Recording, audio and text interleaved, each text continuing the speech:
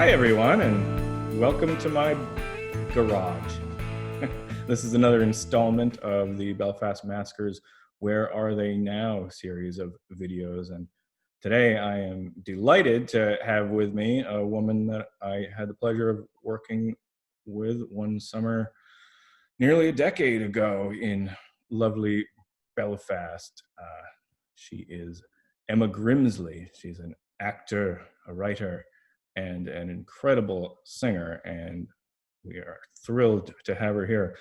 Emma, welcome to your own house and my garden. I'm thrilled to be here and also in my own house. How are you doing? I'm doing well. You know, we're keeping it together up here in Maine. I'm so happy to hear that. I think so often of my summer in Belfast. It's just like the most magical place in the world. I thought that was Disney World. Disney World, it goes Disney World and then Belfast, Maine. No, I was only kidding. It is Belfast, actually. Let's talk for a minute about what your involvement was with the Belfast Massacres so many years ago. So many years ago. It was 2011, and I was an intern for the Maskers the summer that the season included. It was Dances at Lunasa and Pirates of Penzance, and I can't remember if it was anything else, but I just came in for Pirates, and I mean, they were just finishing up the play when I got there, and had a whole bunch of magical weeks in the just like sweetest, prettiest place I've ever spent a summer. I played Mabel in the Pirates of Penzance. That was my gig that summer. Yeah, I think every time that I see you pop up on Instagram or wherever, I have that little phrase pops in my head. "'Tis Mabel." Yes. Yeah, that show is full of things that will get stuck in your head and never, ever, ever leave. I think it might be something that's missing a lot in musical theater these days, is how every character has a theme song in some Yes. old operas, and that song. Operetta, everybody had their like big introductory moment. I feel like we are definitely lacking that in some contemporary musical theater. I think it's still out there sometimes. I think they try to be a little more subtle about it. We can bring it back. We can make it popular again. So yeah, a little background. That was the summer of 2011, and we're of course talking about the Gilbert and Sullivan operetta, The Pirates of Penzance. I think the subtitle is A Slave to Duty. Slave to duty, yeah. It is one of my favorite. I was privileged to be able to play the Pirate King, because all the better singers were unavailable. It was so great. It was hilarious. You were hilarious. It was so much fun. And Emma came in as our what did you call that, an ingenue? Yes, yeah. She's like the quintessential ingenue. Untroubled by anything except her love. And I recall it being a very, very high soprano piece. Yeah, that's definitely a showcase for like the high top of somebody's voice. But it wasn't your high top, was it? It was up there. It was definitely up there. Yeah, I had to sing some tenor parts in that, because I was I think the Pirate King is more of a baritone, but I had to fill in a lot. We didn't have a lot of pirates back then. I had to fill in. We had a handful of pirates. They were great pirates. They were so great. Very scary, very funny, perfect pirates. But yeah, it was definitely out of my range. And your background is a lot from the opera, right? I remember your parents came up to near, I think, for the second weekend. They did, yeah. They came and saw the show. They are both opera singers, so I grew up traveling around the world with them, hanging out in rehearsals, and the opera opera careers are weird because they're all freelance. Like you don't just sing with one company, like you sing with a bunch of companies all over the place. So it would be like 6 weeks in this city and then home for a couple of weeks, and 3 weeks in that city and home for a couple of weeks, just putting shows up, doing a certain amount of performances like the Maskers do, and then coming home. And so that was my childhood. So I got to grow up listening to like a lot of really great singers and watching a lot of really great performers do their thing. And like, that was an education in itself, but also it was just like life. And that's something I'm super grateful for. But yeah, I came up in the classical world. And the summer that I spent in Belfast was my first summer in college. So I just finished my freshman year of college. And when I went to college, I went without a major. I didn't know if I wanted to be a performer. I didn't know if I wanted to be a writer. I didn't know if I wanted to study German. I didn't know if I was like, it's so crazy when I remember being in high school and having friends know exactly what they wanted to do when they were graduating. And I was like, I am not one of you. I have no idea what I want to do.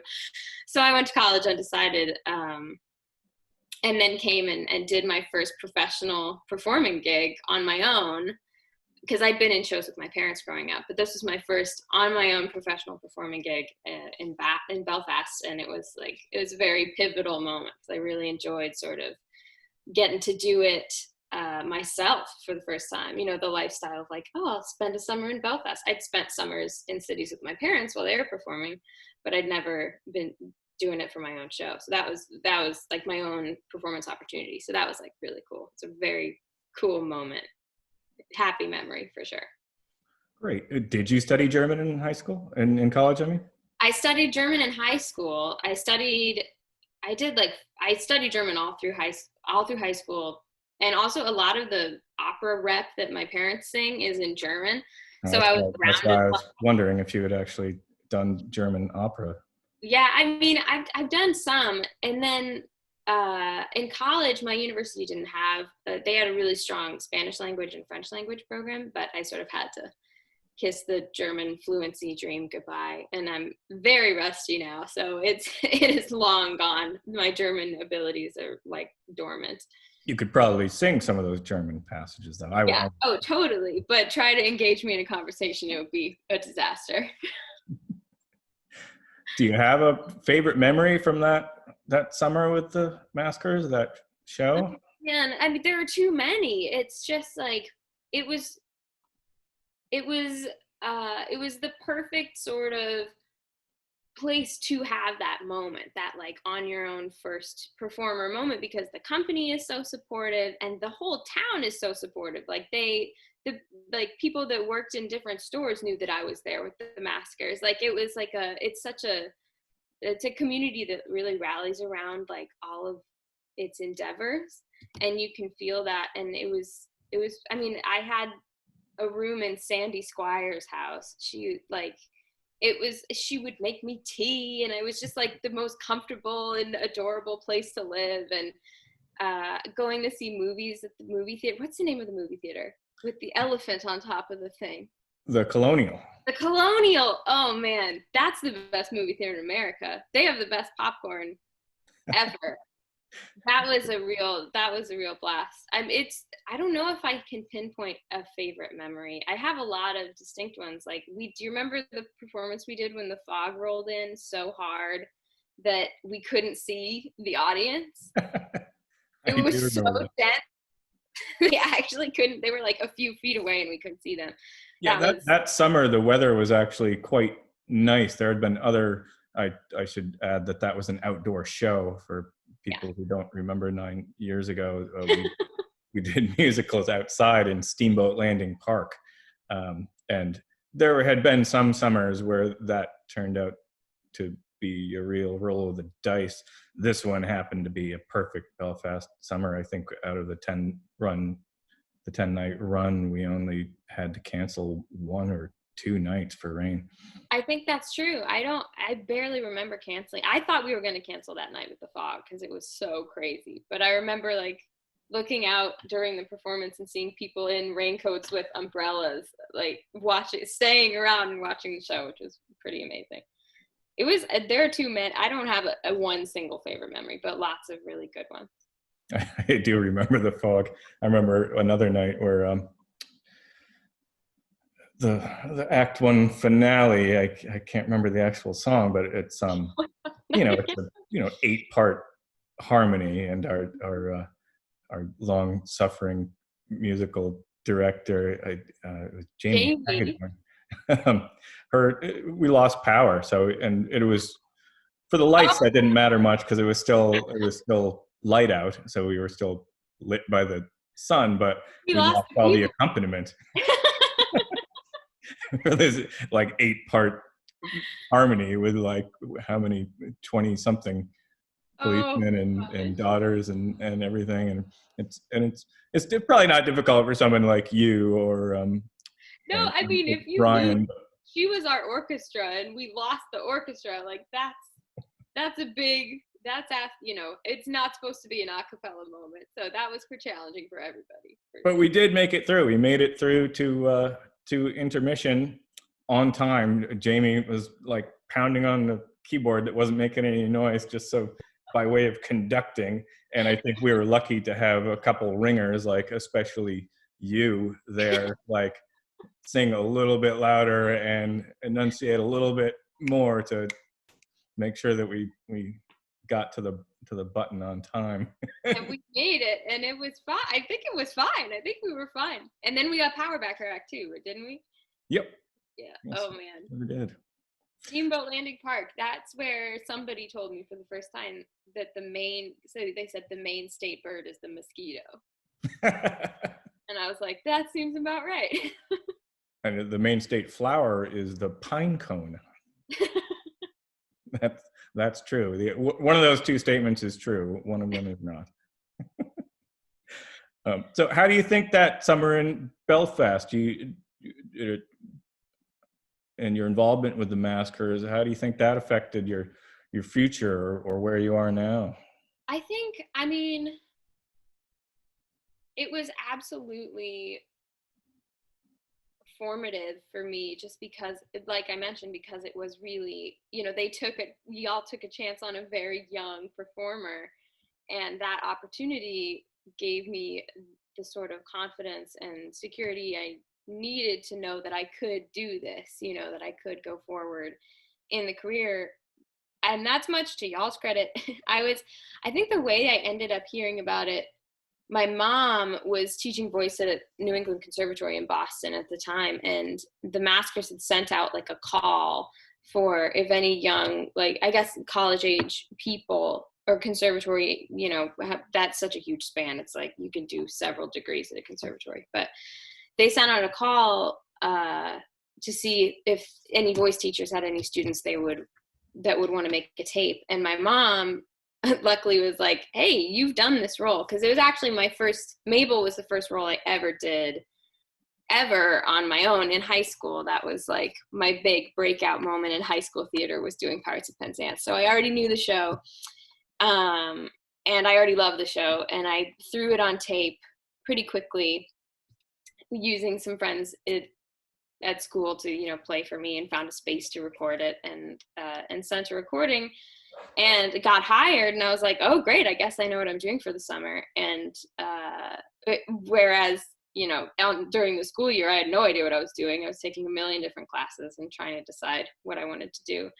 But that experience in Belfast really did sort of lead me towards the understanding that it was something I could handle on my own. It was really strange coming from a performer family, like knowing that I liked to perform, that I already knew, but I hadn't yet gotten to like give it a go by myself. And so that moment, and having it be in such a supportive community, in such a like nurturing company, definitely set me up for taking bigger chances as they came down the road, during my career.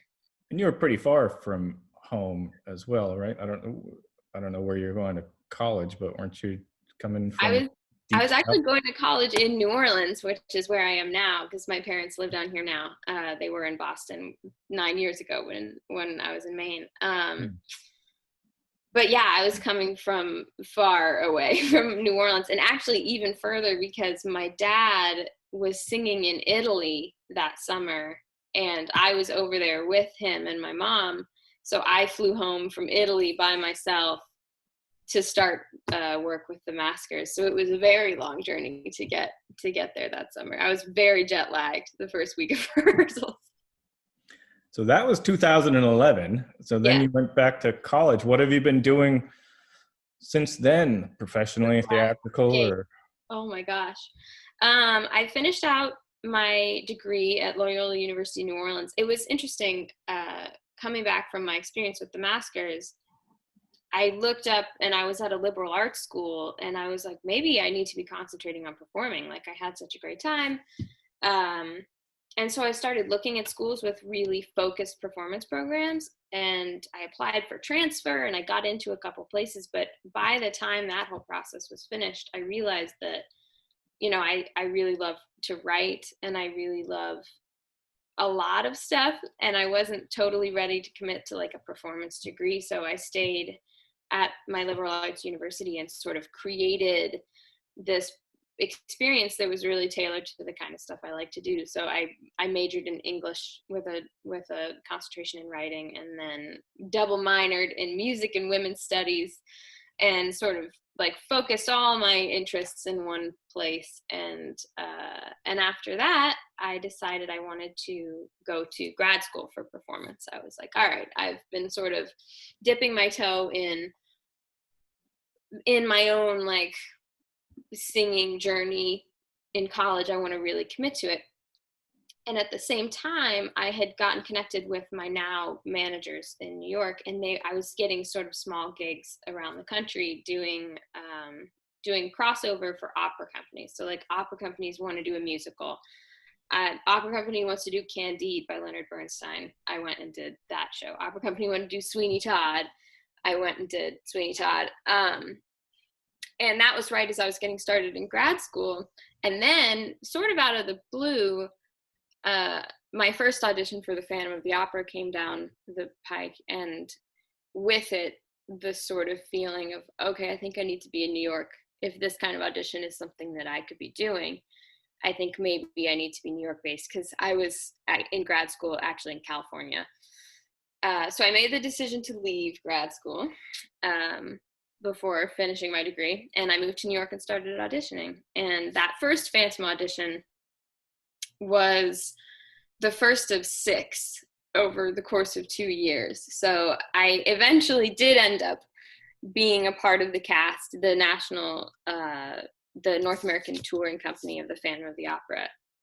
That happened in 2017. I moved to New York in 2015. So over those 2 years, I auditioned about 6 times for them. And finally, they were like, all right, welcome aboard. And then I spent 2.5 years on the road with Phantom.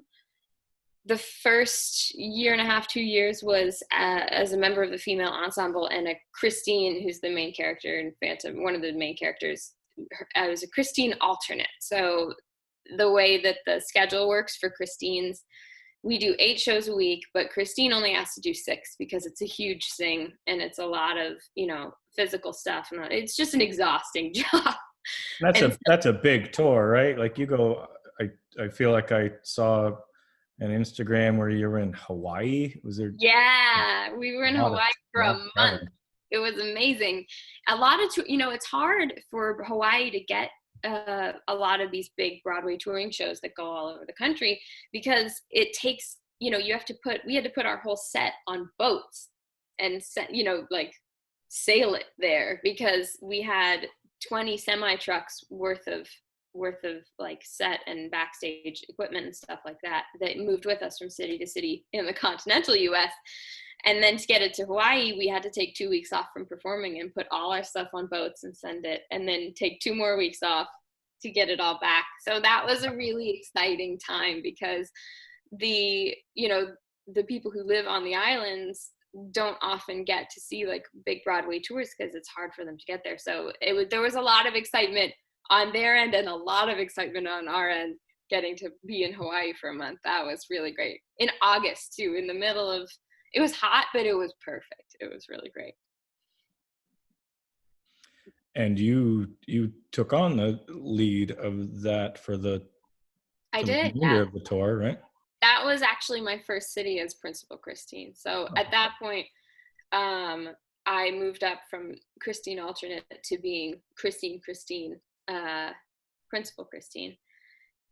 That was in Honolulu, was my first city, and it was very surreal. Like, we got to the city and I drove past the theater and there was like a big picture of me on the side of the theater, and I was like, okay, this is bizarre, this is totally not anything I ever thought I would get to see. So that was so Hawaii is a very special city in my heart, coming up on like a year since that happened. It's so crazy that it's been that long. But after that, yeah, I played Christine through the remainder of the tour. We closed in February of this year, so just in time for everything to sort of go crazy. But yeah, we got to have a big celebration and a big sort of grand send off for the production itself, because the production of Phantom that I was touring with was a different production than the one that's on Broadway. The music is still the same, the costumes are still the same. It was just a new staging and a new set design that they had debuted in the UK around the time that we were in Belfast, and then it made its way over to the States. So the tour of Phantom that had been going around the country since 2013 was this new, we called it the Spectacular New production, and it had a lot of really cool stuff, a lot of automation and pyrotechnics and just kind of mind-blowing stage magic stuff. It was really fun to get to play with all of that. That was like the best.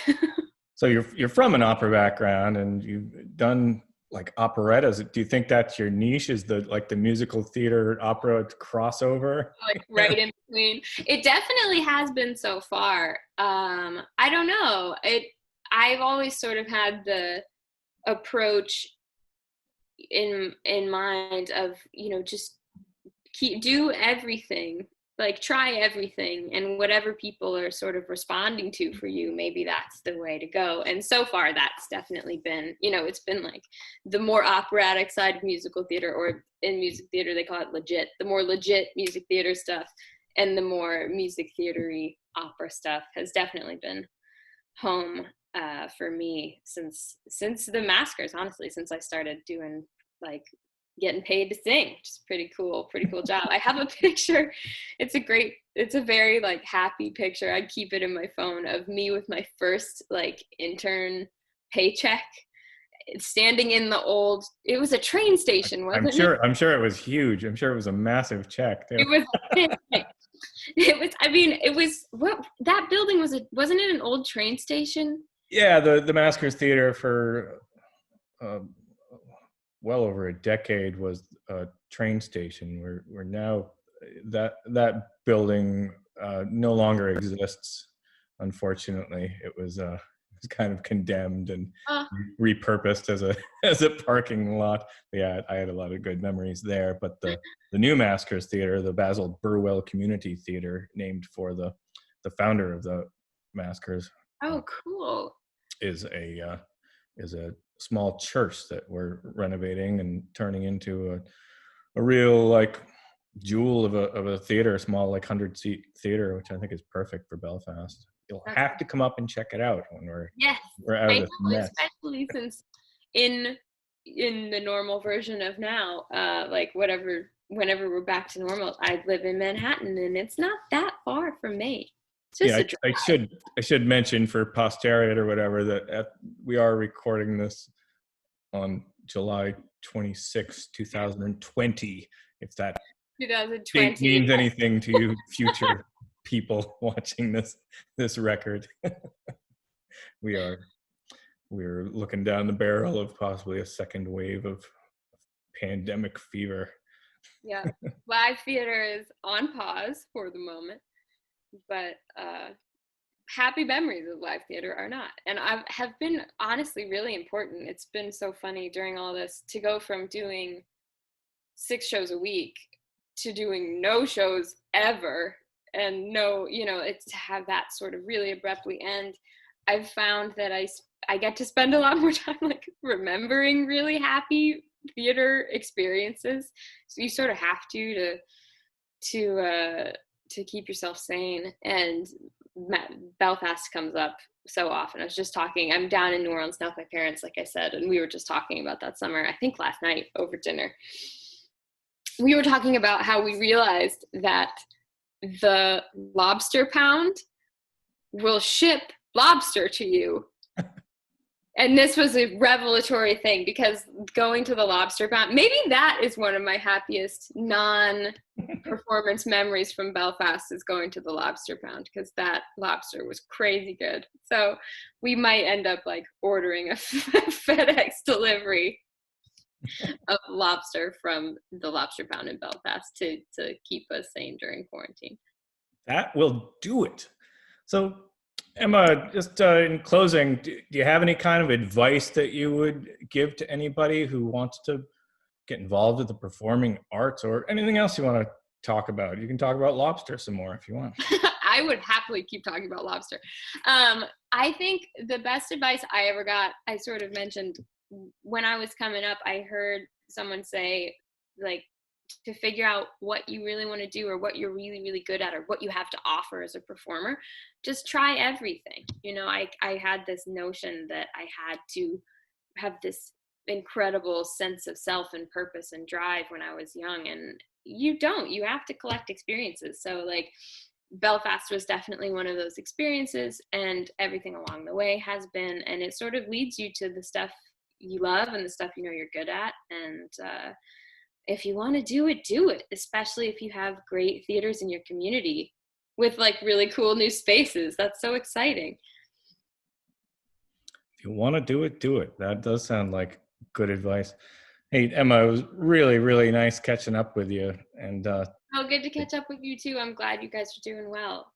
yeah, it sounds like you're doing well too. After the pause, I'm sure we will have more theater. I believe Emma's Instagram is public. If you ever want to check her out, it's at Emma_Joyce, Joyce, on Insta. I can put up that link here somewhere when I figure out how to edit videos.